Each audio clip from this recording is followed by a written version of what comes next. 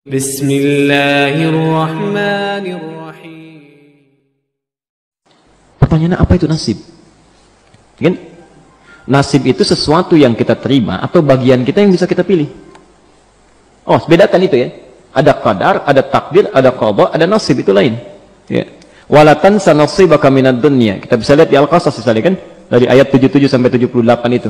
Wabtaghi fima ataqallahu daral akhirah. Kalau Anda beraktivitas, cari akhirat dulu. Wala tansa nasibaka minad dunya, dan jangan lupakan pilihan duniamu untuk engkau ambil yang mendukung ibadahmu. Jadi ngambil dunia itu jangan semua mesti diambil, yang kira-kira bermanfaat untuk kita sebagai bekal untuk akhirat.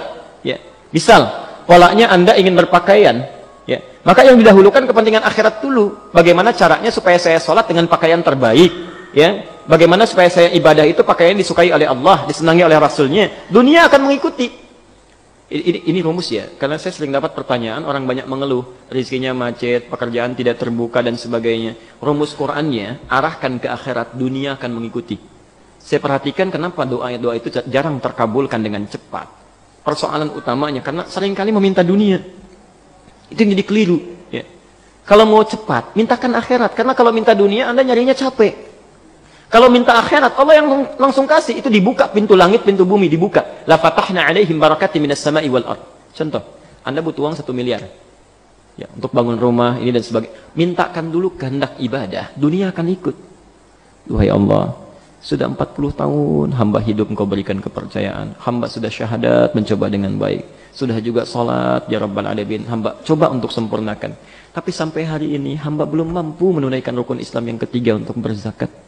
Duhai Allah, sekalipun ajal hamba itu yang akan dekat, mohon jangan wafatkan sebelum hamba bisa berzakat. Anugerahkan kemampuan untuk berzakat 25 juta saja, supaya semua orang bisa dapat zakat dari hamba dengan kebaikan, bisa terinspirasi. Zakat itu berapa persen?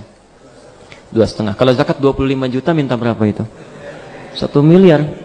Ya, turunlah 1 miliar itu kita zakat. Selebihnya untuk dunia, silahkan 975 juta. Baik Pak ya, yang kalau mau hitung-hitung tuh begitu cara ininya, mintanya kepada Allah. Baik. Nah, nasib itu bukan bagian kita yang begitu saja kita terima, tidak. Kita yang memilih, kita mengambil. Jadi kalau Bapak katakan itu nasib, itu pilihan kita. Anda bisa memilih mau baik, mau buruk. Nasib kita tentukan di situ, ikhtiar Allah menetapkan. Ya. Kalau kita bisa memilih yang baik, kenapa ambil yang buruk? Jangan katakan ketika berbuat buruk, ini nasib saya begini. Tidak, itu pilihan Anda begitu. Allah saking sayangnya memberikan petunjuk, disebut dengan hidayah, supaya tidak mengambil nasib yang buruk. Maka diarahkan pada hidayah. Ya, perhatikan, saat azan berkumandang 4.16, pilihan Anda 2, teruskan tidur atau ke masjid salat. Ya, itu nasib kita tuh bisa kita pilih. Maka Allah berikan subhanallah petunjuk, digerakkan hatinya, cepat. Azan sudah berkumandang, tertinggal nanti kalau kamu tidur sebentar, bagaimana kalau tidur dalam keadaan meninggal? Digerakkan, bangun kita. Ya. Setan juga sama, begitu selesai azan, tenang, baru azan, belum komat, tenang, baru azan, belum komat. Itu berpacu kita. Pilihan itu yang kita tentukan, saat kita ambil bagian kita, itulah nasib kita. Ya. Si kakek tadi, dia bisa memilih. Ya. Dalam konteks dia ingin diamkan, dia bisa samarkan, ya. Bisa dia pilih tahadus bin ni'mah, menunjukkan satu nikmat untuk memotivasi cucunya, atau dia bisa pilih riya. Ya, dia ada wa amma bi ni'mati rabbika tahadus bi ni'mah, boleh. Ini masjid alhamdulillah bisa dibangun. Ya, alhamdulillah dengan izin Allah. Ya, di antaranya dulu kakek pernah diberikan rezeki, disalurkan ke sini. Kamu juga dulu nanti kalau punya rezeki ya ke depan, jangan hidup untuk sendiri saja. Itu boleh, Pak. Sah hukumnya. Itu tahadus bi ni'mah. Motivasi orang lain untuk beramal kebaikan. Sah hukumnya. Seperti saat ini misalnya, ini butuh untuk assalam sekian. Pak, insya Allah saya sepertiganya, Pak. Bisa lakukan. Ya. Niat kita apa? Bukan ingin dapat pujian, bukan. Ya. Tapi ingin memotivasi amalan supaya berkembang. Karena itulah ketika Nabi mengatakan, anfiku fi sabilillah, si fulan datang, Rasul saya nyumbang A, Rasul saya nyumbang B, Utsman datang, ya Rasulullah kurangnya berapa? Kata Nabi, ini kurang lebih sekian. Kata Utsman, 1/3 harta saya langsung ambil. Utsman punya aset 6 triliun saat itu. 2 triliun dengan ringannya lisan mengatakan, ambil sekarang 1/3 harga saya. Ya. Mesti ada yang seperti Utsman. Ya.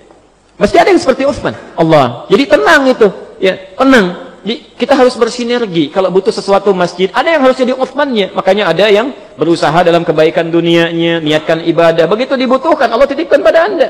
Ya. Kalau nggak ada yang kayak Utsman, ya seorang muslim yang dermawan, itu susah berkembangnya. Nggak bisa langsung pakai doa aja. Assalam mau pasang kubah, Allahu Akbar, turun kubah dari langit. Gitu. Nggak bisa. Terus ada Utsmannya ikhtiar. Ada ikhtiar. Jadi poin saya ketika Utsman mengatakan sepertiga, itu nggak ada unsur ingin dipuji. Jadi menampakkan kepada orang supaya termotivasi untuk beramal. Buktinya apa? Umar langsung datang. Ya Rasulullah, saya dengar Umar sepertiga ya. Betul, bala, saya setengah. Saya setengahnya. Setengahnya harta Umar mungkin tidak sebanding dengan sepertiga harta Utsman, tapi poinnya setengahnya. Umar itu selalu ingin berlomba dengan Utsman, selalu. Masya Allah. Begitu dengar Utsman sepeninggal Nabi itu punya kebiasaan sibuk luar biasa, pekerjaannya bolak-balik Madinah, keluar masuk, ekspor impor, itu Utsman. Sampai saking hebatnya, sampai hari ini yang punya tabungan di Bank Saudi sampai sekarang cuma Utsman. Utsman tuh punya amalan, sahabat Nabi dijamin masuk surga bersama Rasulullah tingkat paling tinggi, subhanallah, hisabnya sangat ringan, sampai hari ini masih punya investasi di Bank Saudi. Dulu zaman Rasulullah ada sumur, ya, yang itu dieksploitasi oleh Yahudi, dimonopoli, kalau mereka mau minum mesti bayar. Sama Utsman dibebaskan orang di situ, dan kebun di sekitarnya dibeli. Sekarang difungsikan jadi hotel, ya. Setiap ada royalti dari situ dimasukkan rekening, diberi nama atas nama Utsman bin Affan, disedekahkan. Ya, sampai kiamat kalau kurang 2 hari lah ya. Kalau kiamat kan orang Islam nggak akan hidup, tidak akan hidup. Ya. Sampai menjelang kiamat kalau masih ada, itu pahala mengalir bagi Utsman. Bayangkan, seorang sahabat Nabi dijamin masuk surga, hisabnya sangat ringan, bersama Rasulullah surganya masih punya amalan sampai hari ini. Saya, Anda, kita bukan sahabat Nabi, surga nggak jelas sampai hari ini, ya, hisab masih menegangkan, amalan masih berantakan, hari ini masih sulit untuk beramal.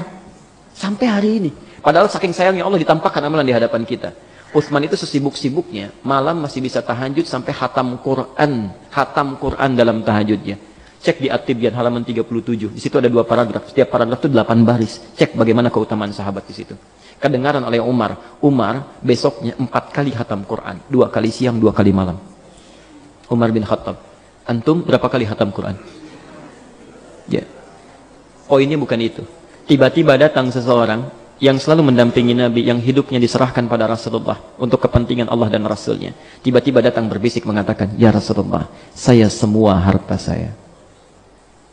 Bertanya Nabi, "Madza tarakta li ahlik?" Kamu tinggalkan apa untuk keluargamu? Allah wa rasulahu. Saya tinggalkan Allah dan Rasulnya.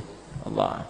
Dipegang tangannya, digenggam, diumumkan pada para sahabat. Abu Bakar, akhi, faman adahu faqad adhani. Abu Bakar itu saudaraku. Siapa yang mencela dia, mengganggu dia, menyakiti dia, maka dia telah menyakiti saya. Seorang Abu Bakar.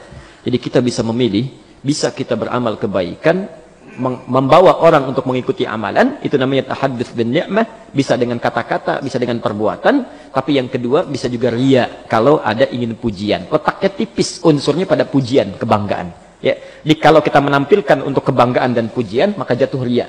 Tapi kalau untuk motivasi orang dan tidak ada motif yang lainnya, maka itu masuk dalam kebaikan. Hadisnya sahih, Muslim nomor hadis 1893. Man dalla ala khairin falahu ajruhu misla ajri fa'ilihi min ghairi an yanqusa min adli syai'. Siapa yang menunjukkan, memfasilitasi, menampakkan pada kebaikan dikerjakan oleh orang lain, maka dia mendapat pahala yang sama dengan yang mengerjakan tanpa dikurangi sedikit pun.